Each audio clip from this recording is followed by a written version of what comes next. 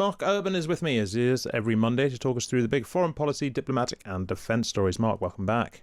It's a pleasure, as always. Well, so far, it's a pleasure. Let's not get ahead of ourselves. Let's talk about Ukraine. Negotiations continue in Geneva today between Ukraine and USA officials in an attempt to finalise a deal to end the Russia-Ukraine war. America's Secretary of State Marco Rubio says there's been a tremendous amount of progress on refining a peace plan. It's a plan that Russia has cautiously welcomed, but leaders in Kyiv and across Europe see it as too favourable to Russia. European leaders have now put forward their own counter-proposal to the US plan.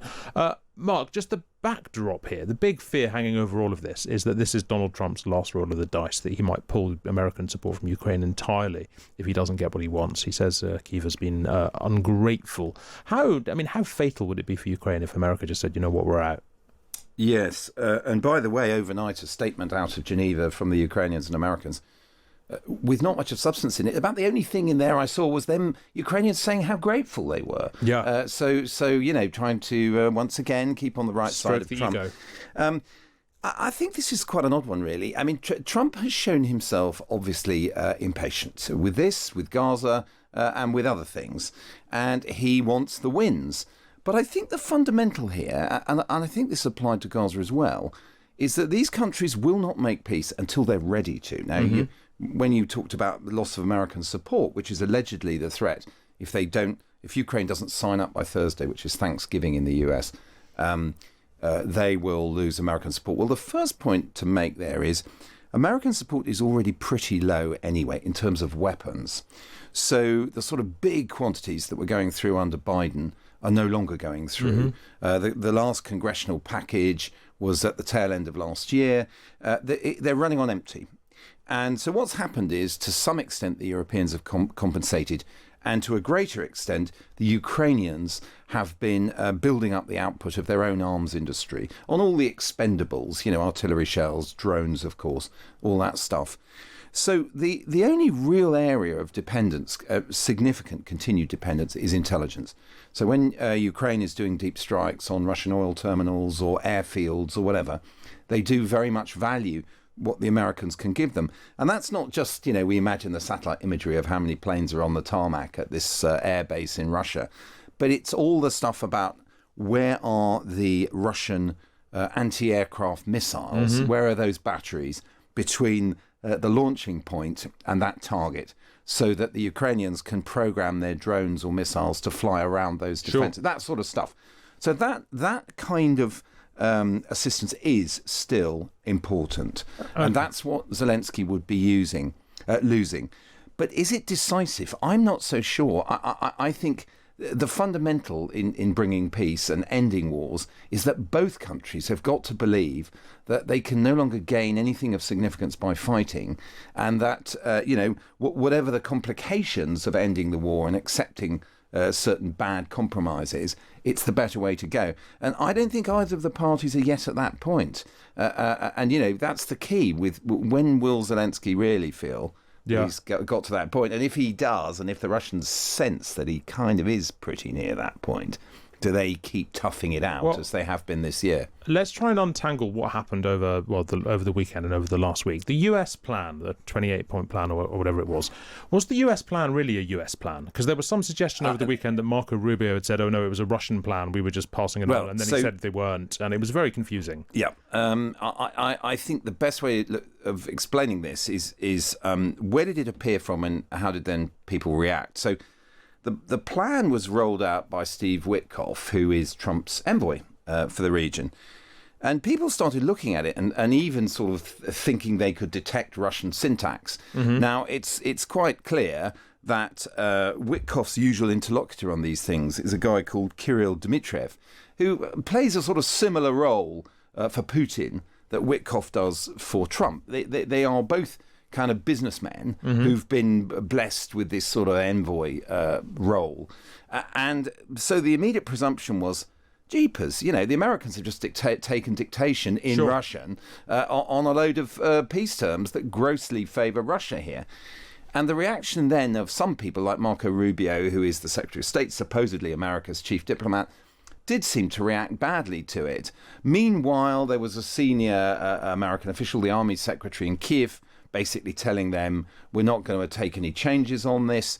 You've got to sign up, and you've got to do it by Thursday. And I think the long and the short of it is it exposes a sort of divide within the administration.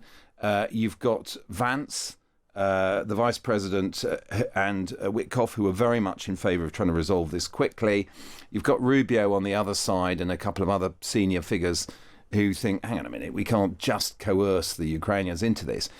And at the end of all of this, as we were talking about before, does Ukraine actually have to accept it if it appears to be a really humiliating kind of set of terms? Not least because Trump over the weekend was asked, is this your final offer to Ukraine? He was like, no, it's not my final offer, which is like, I mean, who accepts an offer when they know it's not the final offer? Well, exactly. Well, you're certainly not going to coerce a country that thinks that these things... And look, we've been here a couple of times before, after the awful session in the Oval Office in February.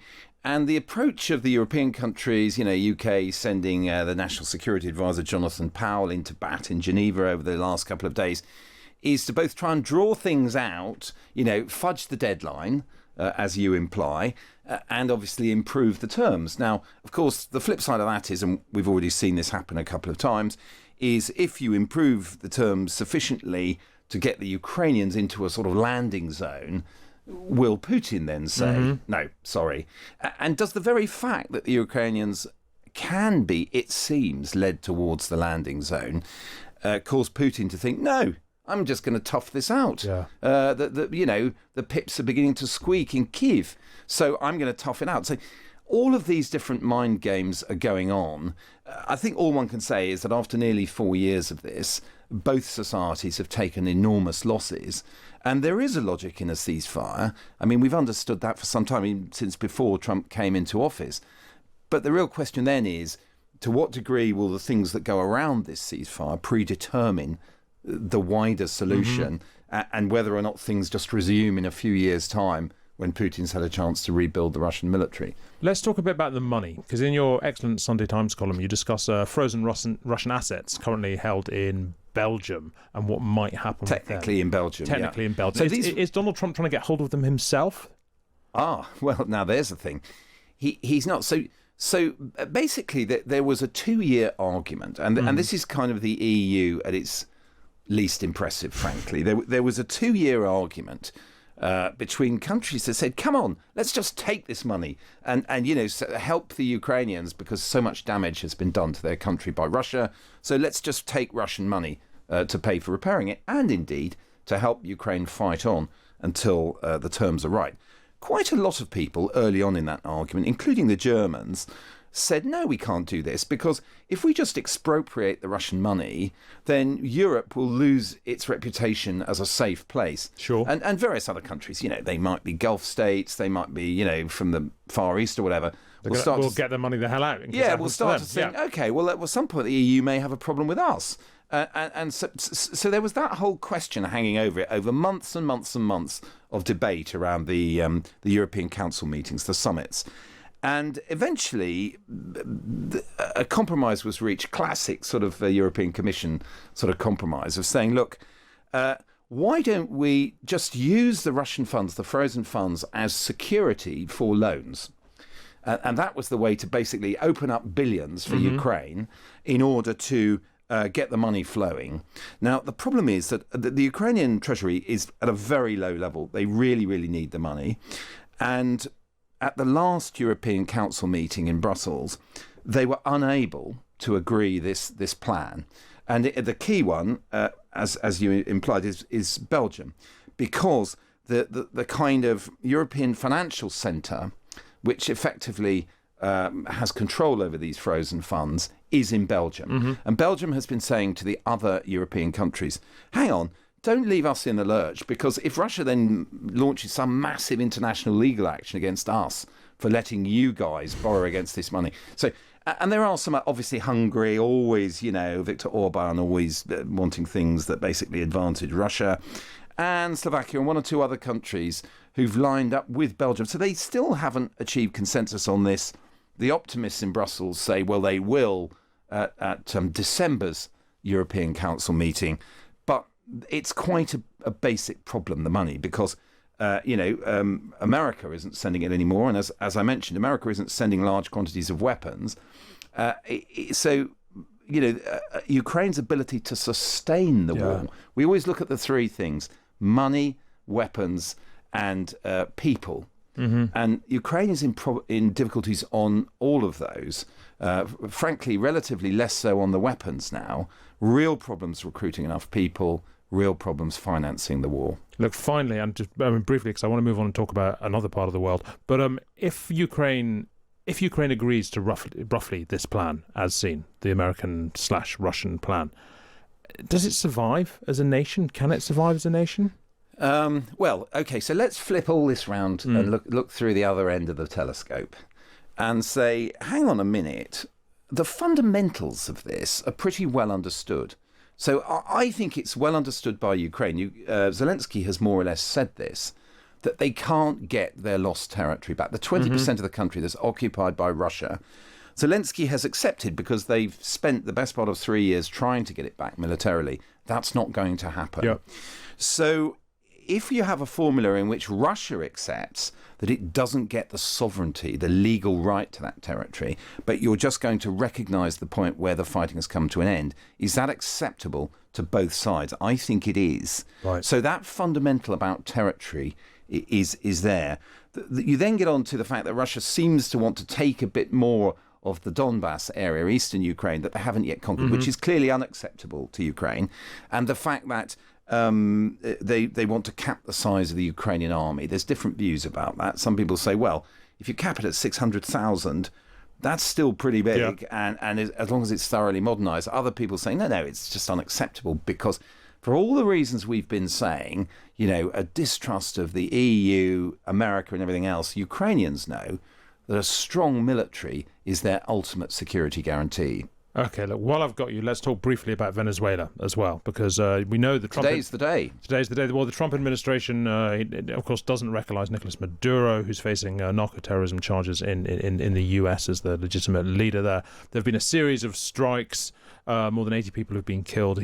Trump is now signalling that military action might expand. What do you think is likely to happen? Yeah, the old all options are on the table sort of language coming out of Washington. So the reason why I said today's the day is because this is the designation of the so-called cartel of the sun, which a lot of people debate whether it exists, but it's a formula that America uses to associate the Maduro government in Venezuela and some of its leading figures with the drug trade. Sure. Now, there's no doubt that there are people in Venezuela at a very high level who are facilitating the drug trade. But today, the US will designate that cartel, so-called, as a foreign terrorist organization, an FTO. And it's felt in Washington that this could have an effect in terms of clearing the sort of legal blockage. A lot of concern in Congress, particularly obviously on the Democrat side of the House, about is it completely illegal for America to do these strikes on the boats it has been doing, let alone start bombing Venezuela or attacking the Maduro regime directly. And the Trump administration is hoping that this FTO designation of this cartel will clear the way for military action, satisfy particularly the senior officers in the Pentagon, that if they say, no, we're going to ratchet this right up and take active military action against Venezuela, it will be legal. It's all getting very Tom Clancy. Thank you very much indeed, Mark Urban. And if you want more Mark, he's been making some special films for the Times Originals YouTube channel. So do have a look for there. Mark Urban, thank you very much indeed.